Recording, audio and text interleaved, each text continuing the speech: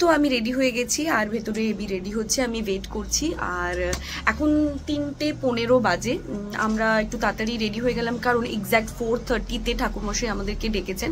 তো এখান থেকে আমরা যাব হচ্ছে সোজা মন্দিরে ঠাকুর দর্শন করব, তারপরে বাকি কাজ হবে। আর রুমেই আমরা, তোমরা তো দেখলি ব্রেকফাস্ট খুব হেভি হয়ে গেছিলো আমাদের।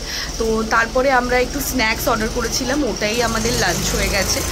আর এখন আমরা মন্দিরে আগে যাব, মন্দির দর্শন করব, তারপরে আমরা ইভিনিংয়ে কিছু খাবো। বাই 4:30 আমরা মন্দিরে পৌঁছালে 1 ঘন্টা আমরা ধরছি সব কিছু করে, সব ঠাকুর দর্শন করে, মানে ভেতরে তো আরও মন্দির রয়েছে না, তো সব করে 1 ঘন্টা লাগবে। যাই হোক, এখন আমরা বেরোচ্ছি। আমি আগে একটা ছোট ব্যাগ কিনবো, কারণ আমি আমার যে হ্যান্ডব্যাগটা নিয়ে এসেছি ওটা অনেক বড়, আর ওটাকে নিয়ে এখন ট্রাভেল করা যাবে না। তো আমি এবিকে বললাম চলো ওই পুরীর একটা স্পেসিফিক ডিজাইনওয়ালা ব্যাগ থাকে না, আমি ওইটা একটা কিনতে চাইছি, স্লিং ব্যাগ মতো, অ্যাটলিস্ট আমার ফোন পার্সটা ঢুকে যাবে। আর মন্দিরে তো ফোন অ্যালাউডই না, তো বাইরে সাবমিট করে দিতে হবে।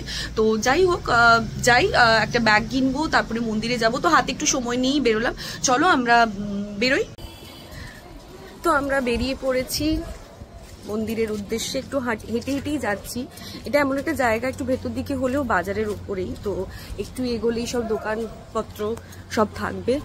ওটা খুলে যাচ্ছে, তো দেখি আমি ব্যাগটা যদি পাই আগে ওটা কিনে নেব, কারণ এগুলো সব আমি হাতে নিয়ে চলছি, দেখা যাক।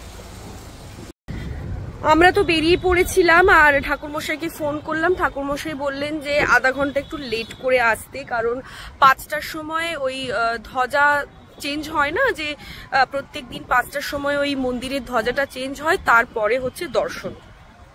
তো ইন দ্যাট কেস আমরা যেহেতু একটু আগে বেরিয়ে গেছি, তাই আমরা ভাবলাম একটু সি বিচের দিকে আসি।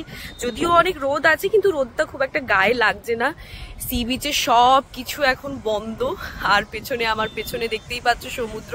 তো আমরা একটু সি বিচের দিকে যাচ্ছি, আর এখানে একটু ওয়েট করি, আর 15-20 মিনিট পরে অটো ধরবো। কিন্তু আমার ব্যাগ এখনো কেনা হয়নি, সব কিছু বন্ধ এখানে। তো দেখা যাক কি হয়।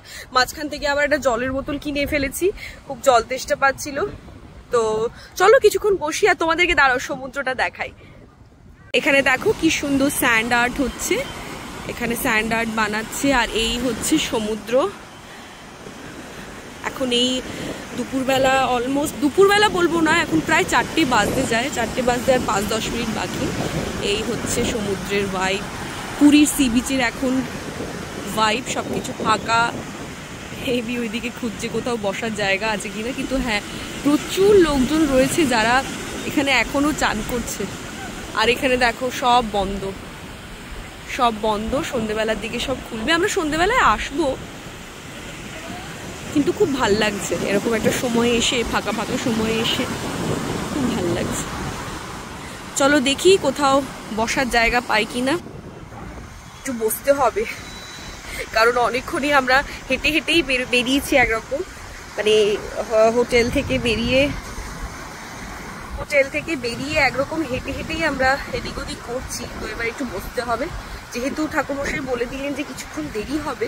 তো দেখা যাক এখানে যদি একটু বসা যায়, ভাল লাগছে বেশ। আগে জানলে একটু রিলস শুট করার প্ল্যান করতাম, যেহেতু হাতে সময় রয়েছে। আমরা ভেবেছিলাম খুব তাড়াহুড়ো করতে হবে। যাকে এবি খুঁজে একটা জায়গা পেয়েছে। এবিকে দেখো, কেউ নেই দেখে বসে পড়েছে এখানে। আমরা খুঁজছি অনেকক্ষণ ধরে, সবই বন্ধ মোটামুটি। তো এবি একটা জায়গা পেয়েছে, দেখা যাক। এখানটাতেই কিছুক্ষণ বসি, কেউ যদি আসে তখন দেখা যাবে। যার চেয়ার তার পাত্তা নেই, কিন্তু আমরা বসে পড়েছি।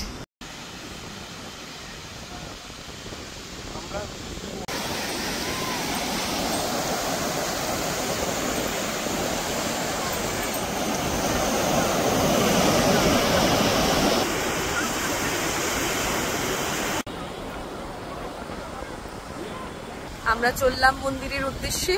আমরা অটো পেয়ে গেছি, এই সরি হ্যাঁ টোটো। আমরা টোটো পেয়ে গেছি, আমরা যাচ্ছি মন্দিরের দিকে।